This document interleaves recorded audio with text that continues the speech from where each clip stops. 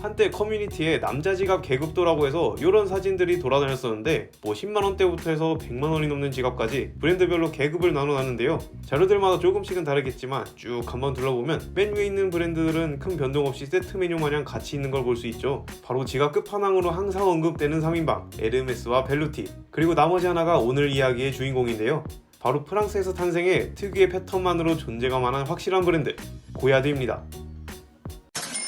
예전에 뮤지컬 배우 김소연씨가 본인 이름 석자가 큼지막하게 적힌 클러치백 사진을 SNS에 올렸던 적이 있는데 뭐지 누가 장난친 건가 라는 생각이 들 정도로 큼지막하게 적혀있는데 다름 아닌 아들 주한군이 손수 써준 거라고 하죠. 그런데 이 클러치의 정체를 알고 있는 분들은 만감이 교차하면서도 우픈 이 상황을 어떻게 하나 하면서 걱정 아닌 걱정을 했어요. 사람들이 이런 반응을 보인 데는 다 그만한 이유가 있는데요. 이 제품이 바로 고야드의 제품이기 때문이에요. 사진 속 제품은 세나 클러치백인데 사이즈까지는 알 수 없지만 여성분들이 많이 구매하는 MM 사이즈를 기준으로 현재 137만원에 판매 중인 상당히 고가의 제품인데요.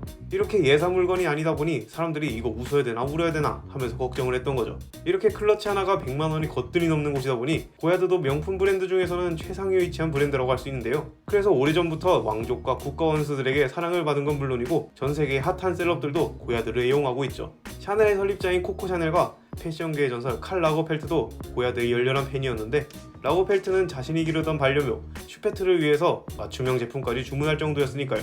또 고야드를 너무 좋아한 나머지 DJ이자 프로듀서인 DJ 칼리드는 고야드에서 판매하는 스카프를 리폼해서 자켓으로 만들어 입기도 했고, 그런데 사실 이런 유명세에 비해 고야드가 대중적으로 알려진 브랜드는 아닌데요. 외국의 한 매체는 고야드를 세계에서 가장 찾기 힘든 럭셔리 브랜드 중 하나다 라고 표현할 정도로 뭔가 명품계의 은둔고수 같은 느낌의 그런 곳이에요. 다른 명품 브랜드는 핫한 스타를 앰버서더로 뽑아서 제품을 자주 노출시킨다거나 성대한 브랜드 행사를 열어서 제품을 홍보하는 등 다양한 방법으로 마케팅을 하고 있는데 반해 고야드는 이상하리 많지 조용히 회사를 운영 중인데요. 그은한 협찬도 안 해줄 뿐더러 지금 같은 시대에 안 하면 손해라는 온라인 판매도 일절하지 않고 오직 매장에서만 제품을 판매하고 있죠. 만약 인터넷에서 판매 중인 걸 봤다면 리셀러거나 짝퉁일 가능성도 있으니 가급적 매장에서 구매하길 바라고, 또 회사의 경영진들은 여러 매체들하고 인터뷰하는 것도 극도로 꺼려하면서 뉴스 기사도 찾아보기 힘들죠. 이 정도면 브랜드 자체가 신비주의 컨셉인 건가 싶기도 한데 이걸 또 잘 보여주는 게 매장 수인데요. 전세계 고야드의 매장을 찾아보면 에게? 이거밖에 없다고? 라는 생각이 들 수밖에 없는 게 옆 동네 루이비통은 국내 매장만 25개가 있고 해외 매장까지 합치면 400개가 넘는데 반해 고야드는 전체 31개의 매장만 운영 중이고 그중 국내는 4개가 존재해요. 물론 면세점에서도 볼 수 없고요. 그런데 그 중에서도 4개나 한국에 있다는 게 신기하죠. 이렇게 대외적인 활동도 잘 안 하고 홍보도 딱히 안 하다 보니 루이비통이나 샤넬에 비해서는 대중적으로 알려지거나 하진 않았는데요. 그래서 그런지 다른 명품들 대비 원하는 제품 구하는 거랑 매장에 들어가는 것도 나름 수월한 편이죠.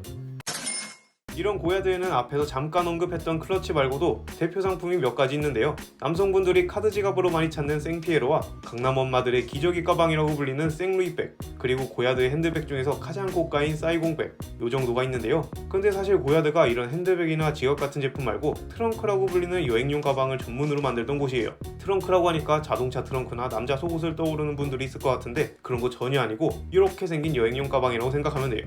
우리가 어디 여행이나 출장 간다고 하면 바퀴 달린 캐리어에 짐을 챙겨서 다니잖아요. 그런데 옛날에는 주로 마차에 짐을 싣고서 이동하다 보니 이 트렁크에다가 짐을 챙겨서 다녔던 거죠. 그리고 우리가 생각지도 못한 의외의 제품도 고야드가 판매하고 있는데요. 바로 개나 고양이 같은 반려동물을 위한 제품이에요.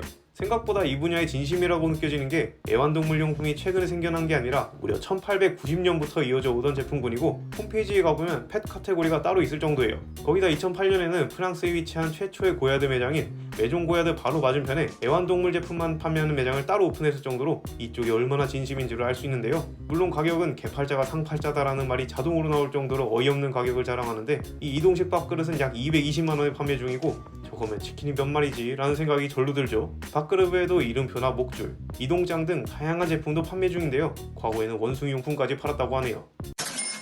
여행용 트렁크로 시작해서 지금은 핸드백이나 지갑 같은 일상 속 제품들로 사랑을 받고 있는 고야드는 프랑스와 고야드라는 한 청년에 의해서 탄생하는데요. 그런데 이 프랑스와 고야드가 처음부터 자신의 이름을 건 매장을 오픈했던 건 아니고 견습 생활하던 공방을 물려받으면서 고야드가 탄생한 건데요. 이 프랑스와 고야드를 제자로 받아 기술을 전수해준 사람은 모렐이라는 장인이었어요. 그래서 원래 매장의 이름도 메종 모렐이라는 이름이었죠.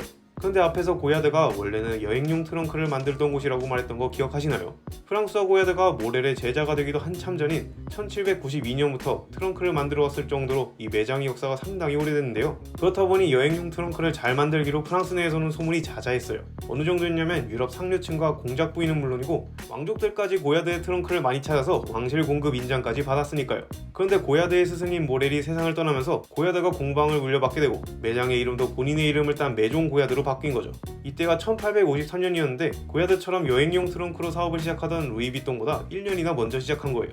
프랑스와 고야드가 매장을 이어받은 뒤로도 큰 사건 사고 없이 매장 운영되는데요. 그렇게 30년을 매장 운영에 힘을 쏟은 프랑스와 고야드는 1885년에 장남 에드몽 고야드에게 매장을 넘겨줘요. 그리고 에드몽이 매장을 물려받으면서 고야드의 역사에서 가장 큰 변화를 일으키고 활동 무대가 전 세계로 넓혀지는데 아주 큰 역할을 하게 되죠. 지금의 고야드가 존재할 수 있는데 가장 큰 영향을 준 사람을 뽑으라면 모두가 에드몽 고야드라고 말할 정도로 에드몽이 고야드의 역사에서 가장 큰 변화를 준 사람인데요. 지금 우리가 고야드 하면 가장 먼저 떠올리는 이 독특한 Y자 패턴 있죠?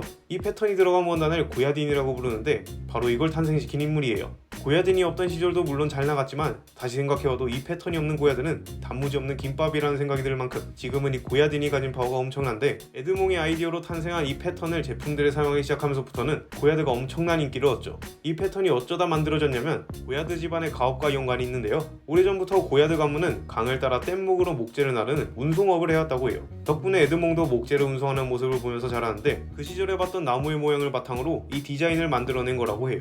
그래서 고야드의 패턴을 보면 그냥 Y자 모양이 아니라 수많은 점이 찍혀있는 걸 볼 수 있는데요. 이 점들이 뗏목으로 나르던 나무를 표현한 거고 Y자 모양은 자신의 이름 고야드에서 가져온 거죠. 또 패턴 중간에 무슨 글씨가 적혀있는 걸 볼 수 있는데 맨 위에는 에드몽 고야드의 이름이 적혀있고 양옆으로 있는 건 고야드의 첫 매장 주소라고 해요. 그리고 이 고야드니 캔버스 위에 그려지는데 초기에는 이걸 전부 수작업으로 표현했다고 하죠. 저 점들을 일일이 다 찍어낸다면 눈이 빠질 것 같은데 다행히 지금은 기술이 발전한 덕분에 프린팅으로 패턴을 찍어낸다고 하네요. 이렇게 에드몽은 고야드의 상징과도 같은 고야딘을 만들어낸 것 외에도 고야드를 전 세계로 알리려고 많은 노력을 했는데요. 그중 가장 큰 역할을 했던 게 바로 엑스포였죠. 이 엑스포라는 게 세계 각국의 기술을 내고 과시하는 그런 이벤트다 보니 여기서 제품을 공개하는 것 자체가 큰 도전이었는데요. 그런데 고야드가 1900년에 처음으로 참가한 파리 엑스포에서 예상외의 선전을 하면서 동메달을 수상하는데요. 이걸 계기로 수많은 엑스포에 참가하면서 다수의 상을 수상하고 고야드의 존재를 전 세계에 알리면서 지금의 위치까지 올라오게 되죠. 이렇게 상류층의 사랑을 꾸준히 받으면서 성장하던 고야드는 한 남성에 의해 다시 한번 큰 변화를 겪게 되는데요. 바로 장 미셸 시뇨리라는 사업가였죠. 이 시뇨리라는 남자는 자칭 고야드 덕후라고 할 정도로 고야드에 푹 빠진 남자였는데요. 어쩌다 다른 곳도 아닌 고야드에 빠지게 됐냐면 시뇨리 한 골동품점에서 우연히 마주친 오래된 고야드의 트렁크가 시작이라고 할 수 있는데요. 당시 시뇨리 고야드의 빈티지 제품을 보고 고야드의 역사와 그 가치에 홀라당반해서 그때부터는 고야드의 고자가 들어간 제품이라면 가리지도 않고 전부 수집했고 하다하다 결국엔 제품 수집을 넘어 고야드 자체를 인수해버리는 지경까지 가게 되죠. 덕후 중에 꿈을 이룬 덕후를 성덕이라 했던가요? 고야드 덕후였던 시뇨리에게 딱 맞는 표현이라고 생각되는데요.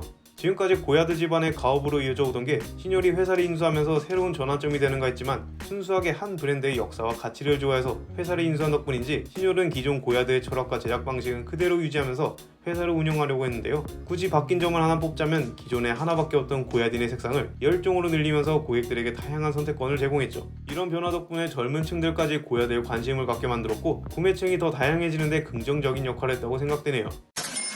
이렇게 100년이 넘는 시간 동안 자신들의 철학을 묵묵히 지켜오면서 한결같이 좋은 제품을 선보이는 고야드였기 때문에 지금 위치까지 올 수 있지 않았나 라는 생각이 드는데요. 앞으로도 지금 같은 모습으로 오래 남아있으면 좋겠네요. 오늘 준비한 이야기는 여기까지이며 다음에는 더 좋은 영상으로 찾아뵙겠습니다. 감사합니다.